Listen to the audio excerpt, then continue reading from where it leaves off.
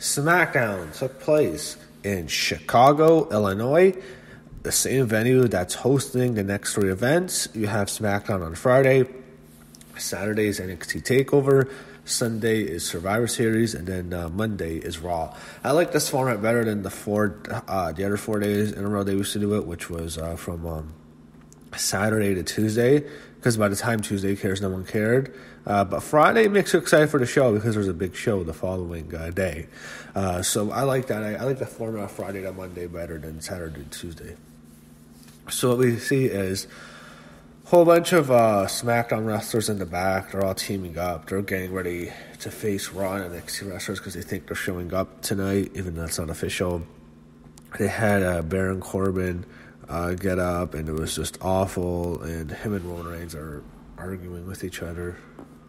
Shorty G, Mustafa Ali, the majority of the guys in the match also spoke. Then Sasha Banks spoke.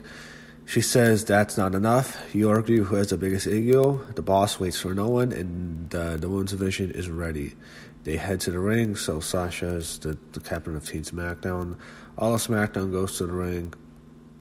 The women's team, you had Sasha, Carmella, Dana Brooke, Nikki Cross, Lacey Evans, and Carmella. They get to the ring. Sasha says this is their ring and this is their show. They are going to put their differences aside and they will not get jumped. NXT will not come out because they don't have the guts after what happened last week. They did the same thing in their house. Raw is here, so why don't you come out and fight us now? So Sasha's calling them out right now.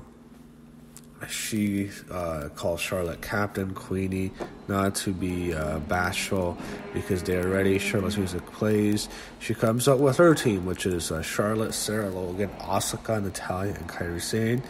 Charlotte says it's the welcome walk-in. Thank you for opening the door for him, but it isn't like Raw would kick it down anyway. Charlotte asked Sasha if they want to take business, so why not go one-on-one like old time's sake. So we get Charlotte and Sasha, which means Charlotte's going to defeat Sasha again because she always beat her. However, the NXT theme plays, and all of a sudden NXT female wrestlers come out, led by Rhea Ripley and her team, which we finally know. They've been hiding their team for a while. We haven't known who their team was. I've been waiting. I even did the prediction videos. I don't know who their team was. Now we know who their team is. It's Rhea Ripley as the captain, Tegan Nox, Mia Yim, Candice LeRae, and yes, she's here. Toni Storm makes her WWE main roster debut. I'm so happy to see Toni Storm. She is so good looking and so hot. I'm really happy to see her. I think she's very talented. She could be a huge star. It's really cool they brought her up. But I wish they would have done more with it. I think they could have done a bigger surprise because I think the people in NXT in Orlando would have given her a big pop if they announced her. But Toni Storm's there, and eventually Rhea, she gets in the ring. She says NXT has the guts. Since you captains are ready to go one-on-one, why not make it a triple threat match? And you have all the women on the outside. Basically turns into like this triple threat lumberjack match, and you have an opening match with Rhea Ripley against Charlotte Flair against Sasha Banks, which was really cool to open the show. I enjoyed the match. I thought it was good. I thought they had a good matchup here. The big thing is for Charlotte, she busted open her lip pretty bad. It was pretty graphic, to be honest. Not as much as Becky was, which was right before Survivor Series last year with her nose, but Charlotte actually, it was pretty good blood. It was a gusher. They battled on the outside. You saw some interaction with the woman, and Charlotte did her big moonsault, which she does every single match. That's when they go to commercial. Then they get back in the ring, and this is where it gets good. Charlotte hits a natural selection on Sasha. Rhea Ripley gets out of it. She hits one on Rhea, but Rhea gets to the ropes. Charlotte and Sasha go back and forth. Sasha goes for the bang segment, but Charlotte gets the figure eight. However, right when Charlotte bridges up, Rhea Ripley sneaks under Charlotte, and she gets this roll-up on Charlotte while her legs are tangled with Sasha. She rolls up Charlotte and she gets the win. That was a cool finish. Rhea Ripley with the win. NXT celebrates with Rhea Ripley on the stage. Charlotte and Sasha argue. They fight. And all the women get into the ring. Sasha's team looks like they stand up tall first, but then Charlotte's team beats down Sasha's team. It's all melee. NXT stands tall, so that's how they started. Next, you had Rude, Corbin, and Ziggler and in the back, and Corbin saying they're going to turn on Roman, and it was just, it was not very good. No one cares about this. Sami Zayn shows up and has a bag. This thing is awful. Baron Corbin tells Sami he's the most annoying person ever, which is true. Eventually, Sami's music plays, and we go to a commercial, and out comes Nakamura. All right, then after we go backstage, so they make Zayn and Nakamura stay in the ring. But Kayla Braxton's backstage. She's with Bayley. Kayla asks Bayley about her match on Sunday, whether or not she's worried if Becky or Shayna show up. Only one of them would show up. Bayley says she is only the one of the matches held all three titles, so all four major titles: the Raw, SmackDown, NXT, and WWE Women's titles, which is true. Becky's too smart. And she knows that Bayley's ready. Shayna is too impulsive. And Bayley has her head on a swivel because Shayna attacked her from behind. And she's in the shadows. She's ready. Same as it goes on. He comes on the mic. He cuts a promo on King Corbin. This thing sucks. And however, though, he announces the new championship, the new Intercontinental title. He takes away Nakamura's old white belt, and now this is a new black belt. It's shiny. I like this belt better. I think it's new. It's they've had the white belt. It was a cool throwback, but it's too old.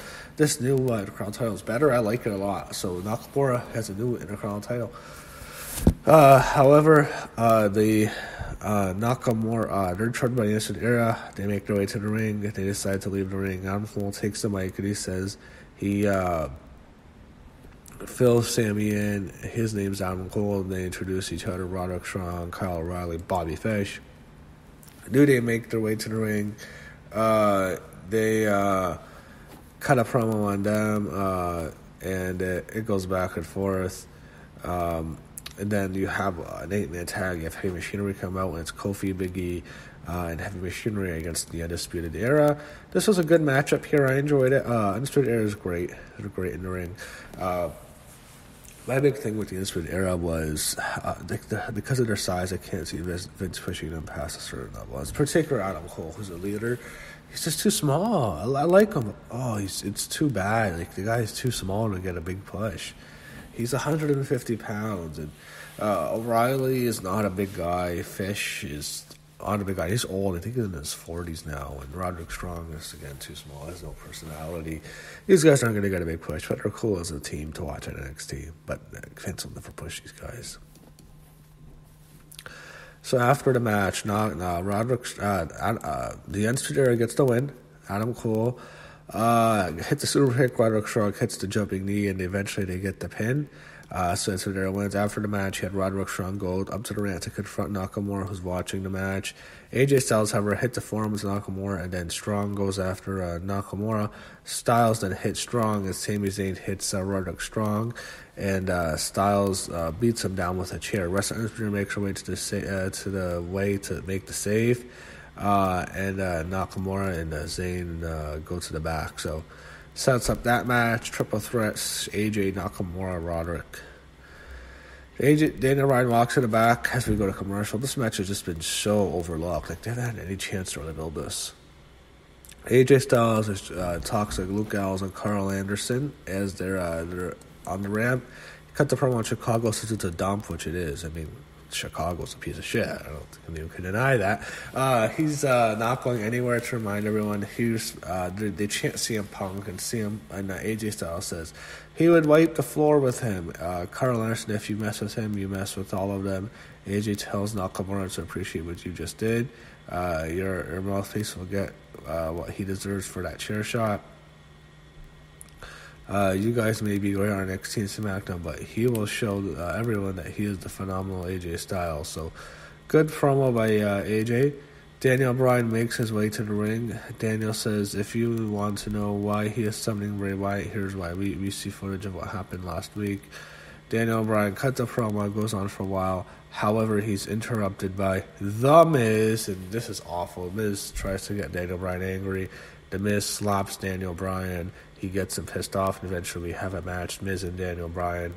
So they're wrestling, having a match. All of a sudden, the Fiend comes out, the lights go out, and the Fiend's in the corner. Daniel Bryan's stunned. He puts the mandible claw on Daniel Bryan, takes him out.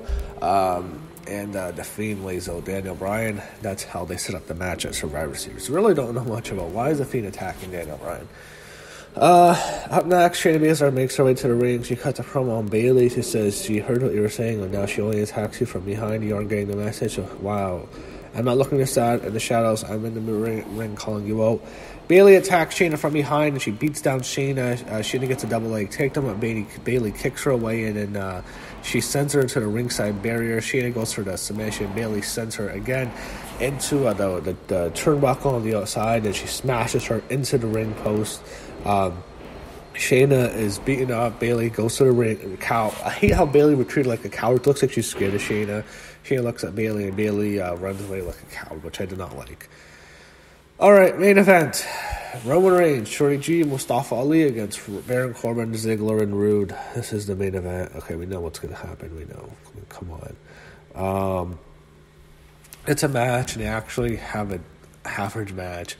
They give Dolph Ziggler... Baron Corbin a pinfall victory over Ali, which is what it is. After the match, Roman spears Corbin, and then Seth Rollins' music plays, and Seth and a whole bunch of Raw wrestlers come out in the crowd like the Shield used to come out. They didn't mention Ambrose, of course. They go over the ringside barrier, and then they all go into the ring. Seth and Roman exchange punches. The Raw roster goes over, and they fight the SmackDown roster. However, the SmackDown roster is not showing up, and Corey Graves is making notice of this. Eventually, Strowman's music plays, and the SmackDown roster comes out. They have a battle with the Raw roster, and then we're waiting for NXT. We go to the entrance of the arena. NXT is led into like a military jeep by Triple H, Shawn Michaels, and Road Dogg, like DX used to do. No X-Pac, no Billy Gunn, obviously, but they lead them out. They come out in the jeep. NXT joins them, and it's a tribute to WWF invading WCW. NXT comes in, and the entire team basically comes out. It's a huge battle. It's a melee. Raw versus SmackDown versus NXT. All three wars. Keith Lee, he gets a really cool spear bomb on Montez Ford. He stands in the ring for a while. Eventually, Braun Strowman gets in the apron, and they have a battle. And they shoulder tackle, and they exchange punches, and however everyone enters the ring, and they have Strowman and Lee fighting as the show ends. So maybe see that later. We'll see it at Survivor Series, I'm sure, interaction. So that was a good show. I thought it was okay. I liked it. I would say it was good. I thought SmackDown was a good show. One of the better shows. They've quite a bit since they've gone on Fox, but this was one of their best shows. I enjoyed it overall, and I'm looking forward to Survivor Series, which is this Sunday.